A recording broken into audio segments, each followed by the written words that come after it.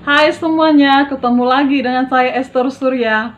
Nah, seperti janji saya pada video sebelumnya, saya akan sharing bagaimana caranya kita berdamai dengan diri sendiri. Nah, terkadang bagi orang tertentu perkataan berdamai dengan diri sendiri itu terdengar aneh gitu, lucu. Emang saya lagi bermasalah ya dengan diri saya? Emang saya lagi berantem ya dengan diri saya, makanya perlu damai. Nah, jadi untuk orang-orang tertentu mungkin kalimat itu terkesan lucu gitu ya, tetapi saya yakin kalimat itu pasti dialami atau sedang dihidupi oleh banyak orang gitu. Nah, terlepas mereka di usia berapa sehingga mereka perlu berdamai dengan diri mereka sendiri. Ya, saya juga pernah mengalami permasalahan bagaimana harus berdamai dengan diri saya sendiri. Saya pernah tidak bersyukur atau tidak menerima, kenapa sih saya harus menjadi orang Indonesia? Kenapa sih saya harus menjadi seorang wanita? Kenapa sih saya harus ada di dunia ini dari keluarga yang seperti ini? Ya, bukan berarti keluarga saya nggak bagus ya, tapi maksud saya mungkin pada saat itu adalah karena keadaan ekonomi kami tidak sebaik yang sekarang gitu ya. Nah, kenapa sih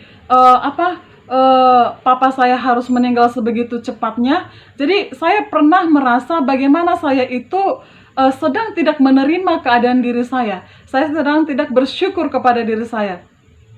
Kenapa saya nggak mau jadi orang Indonesia pada saat itu ya, pada waktu saya masih usia-usia remaja? Karena saya lihat terkadang apa yang ada di dalam saya mengenai identitas saya itu untuk di kalangan masyarakat Indonesia, itu pikiran saya pada zaman dulu itu sepertinya tidak terlalu tidak terlalu kita bisa bebas gitu. Nah, kemudian kenapa saya berpikir kenapa saya nggak jadi orang Amerika saja ya gitu ya, kenapa saya nggak jadi orang Inggris saja ya gitu. Nah, jadi saya pernah mengalami yang seperti teman-teman. Kemudian saya pernah juga kurang berterima, kenapa sih saya harus menjadi seorang wanita ya. Seorang wanita itu terkadang bukan hanya di suku saya, tapi di hampir semua suku gitu, itu seperti sedikit di bawah sedikit di nomor dua kan gitu ya. Jadi oke, laki-laki itu pasti ya, namanya laki-laki pasti number one, perempuan itu ya pasti di number two gitu ya. Jadi saya pernah berpikir, saya pernah bertanya gitu kepada diri saya sendiri, kenapa saya harus menjadi seorang wanita? Belum lagi wanita itu perubahan hormonnya itu sangat banyak gitu. Ya, wanita ngertilah sendiri bagaimana ya. Saya pikir repot gitu ya. Kemudian banyak sekali, kenapa saya harus menjadi seorang wanita? Saya pernah bertanya seperti itu kan, teman-teman. Kemudian saya pernah juga bertanya pada diri saya sendiri, kenapa ya saya itu nggak lahir dari keluarga yang seperti di TV-TV, keluarga orang kaya yang dimana semua keinginan kita itu bisa tercapai, kita tinggal duduk di meja dan makanan enak-enak semua ada gitu. Itu saya pernah bertanya seperti itu juga kepada diri saya. Dan saya juga pernah bertanya, kenapa ya kami harus mengalami hidup yang ditinggalkan papa itu begitu cepat gitu. Dan dimana kepergiannya bagi saya secara pribadi ya, saya nggak ngerti untuk adik-adik saya. Bagi saya secara pribadi saat itu sangat banyak. Khususnya saya menjadi banyak rendah diri, bukan rendah hati ya. Saya banyak jadi rendah diri, saya banyak jadi murung, saya menjadi kehilangan kepercayaan diri saya gitu. Bahkan saya waktu SMP bisa saya katakan di masa-masa setelah papa saya itu kan meninggal di kelas 2 SMP gitu, waktu saya baru kelas 2 SMP. Nah, dan itu langsung mengubah, saya nggak tahu kenapa, nggak ada satu orang pun sebenarnya yang menyudutkan saya atas status itu, tapi entah kenapa pikiran itu ada di dalam pikiran saya dan membuat entah kenapa akhirnya saya merasa kehilangan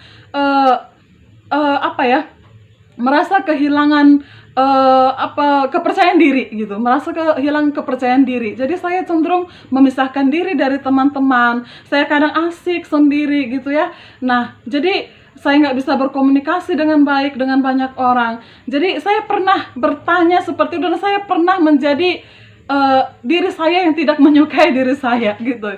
Lucu ya. Nah, tapi saya pikir bukan saya sendiri yang mengalami hal seperti itu, dan ada orang lain, ada banyak orang yang mengalami seperti itu. Termasuk ada juga orang-orang yang sharing dengan saya, yang sedang mengalami masalah gitu ya. Mereka juga terkadang berpikir, kenapa harus saya gitu, kenapa harus saya gitu. Jadi teman-teman yang mau sharingkan pada saat ini, ada kalanya memang kita merasa tidak senang atau tidak puas menjadi diri kita, ya. Seperti saya tadi, kenapa saya harus seperti ini, kenapa harus seperti itu gitu ya. Ada kalanya kita merasa tidak puas dengan diri kita.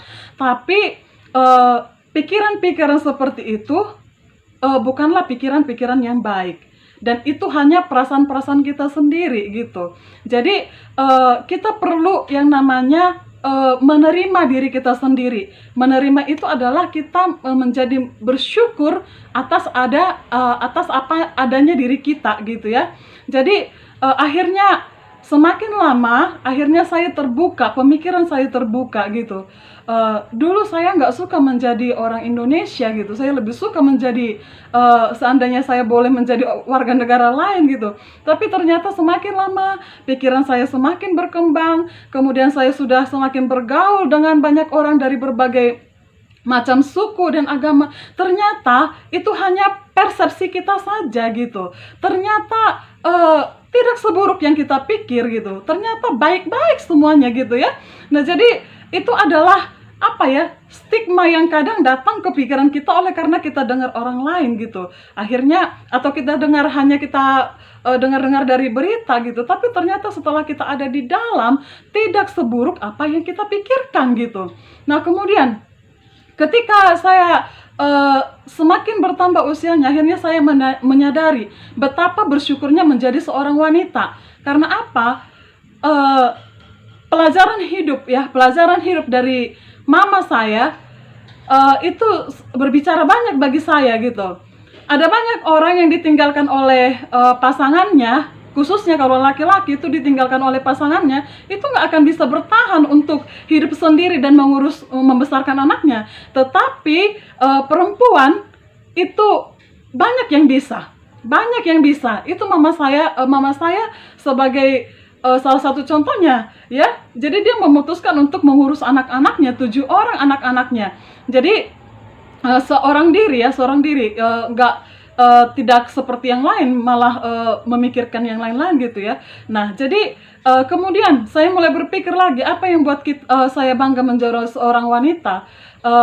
Wanita itulah yang bisa mengandung, ya. Laki-laki itu mana bisa mengandung, sementara perempuan itu bisa mengandung dan masih bisa untuk membesarkan anaknya gitu. Bukan berarti saya mengatakan laki-laki itu nggak perlu, bukan seperti itu ya. Dan wanita pun tidak akan mengandung kalau tidak ada laki-laki, kan seperti itu. Tapi yang saya mau bilang di situ adalah, itu adalah cara saya untuk mulai menerima diri saya, mensyukuri diri saya sebagai seorang wanita gitu.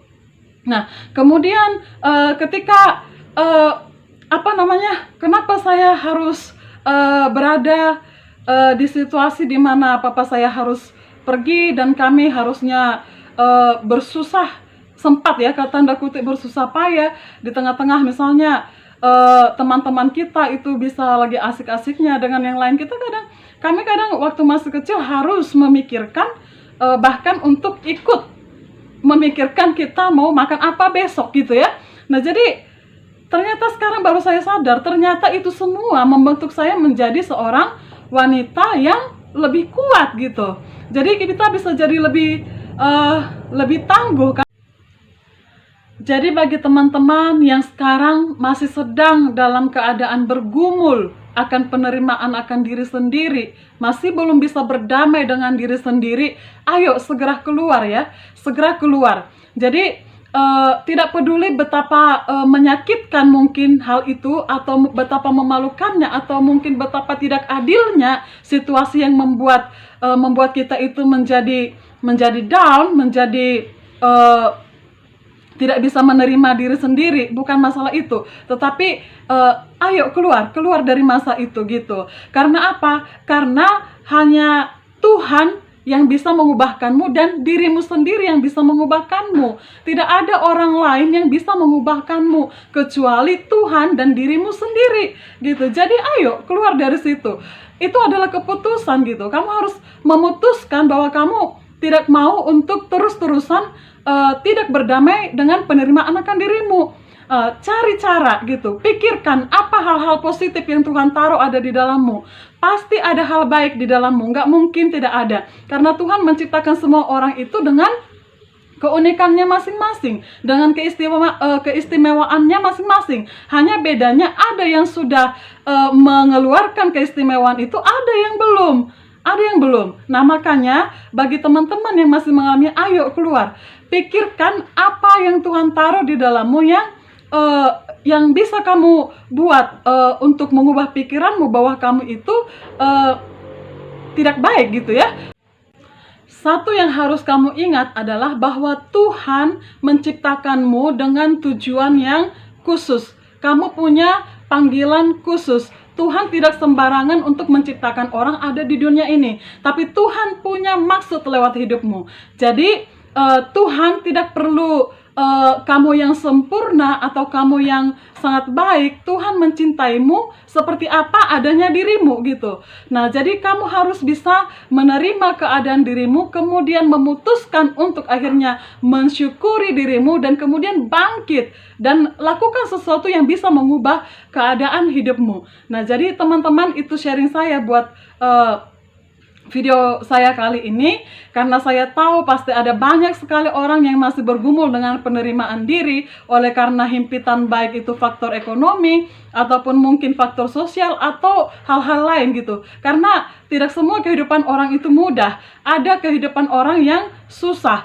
ya, ada kehidupan orang bahkan mungkin di luar yang kita pikirkan gitu ya. Ada banyak sekali jenis kehidupan orang gitu ya, dan kita dan tidak semua berjalan normal-normal seperti yang kita tahu gitu. Jadi untuk yang masih bergumul dengan penerimaan diri sendiri gitu ya, ayo segera bangkit dan tunjukkan bahwa kamu bisa. Itu dia sahabat Esther pada kali ini video saya. Nah sampai ketemu kembali di video saya selanjutnya. See you.